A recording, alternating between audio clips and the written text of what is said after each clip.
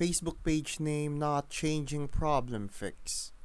I'm going to tell you how to fix the Facebook page name not changing issue.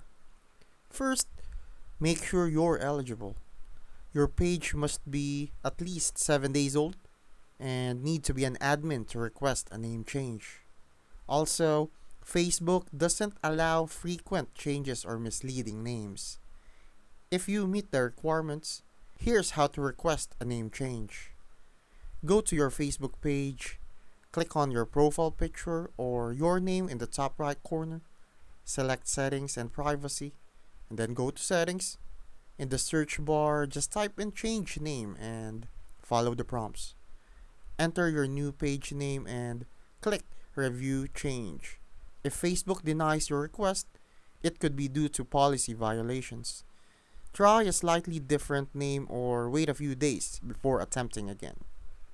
If you still can't change it, contact Facebook support or submit an appeal through the Help Center.